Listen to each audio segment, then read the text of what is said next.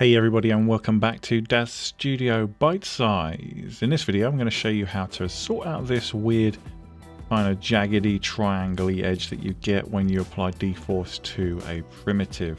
Before I get started, a huge thank you to everybody for subscribing and hitting that notification icon. That really helps me out. And of course an even bigger thank you to my patrons and members whose names will be running across the bottom of the screen at the end of this video. If you're interested in supporting the channel, you can either visit the Patreon in the description down below or simply visit the members section by hitting join next to the subscribe button. So let's get into this. So the reason that the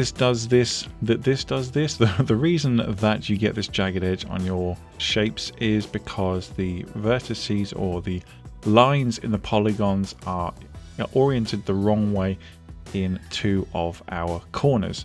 So in order to fix that, what we're going to do, the first thing is we're going to clear the simulation information like that, and we're going to view our object from the top. Now we're going to go into wire shaded mode just so that we can see all of our polygons there.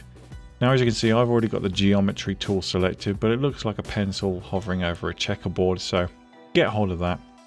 Now what you're going to do is you're going to right click on the object and you're going to go to selection mode and make sure you've got marquee selection made, and then we're going to drag across and we're going to select this corner. It hasn't got to be exactly precise, but it does help a little bit because we're viewing it from directly above and we know that it's oriented at 0, 0, 0, 0. We can use the guides on the floor.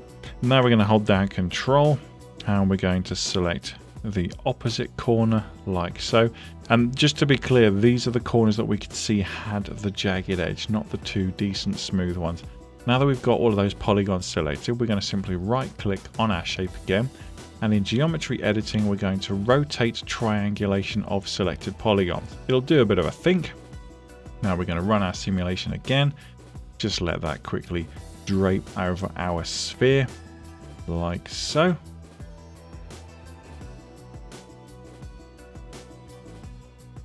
Now that that's complete, we're going to go back into texture shaded and reset our camera, and then when we unselect it, as you can see, those jagged edges are now gone.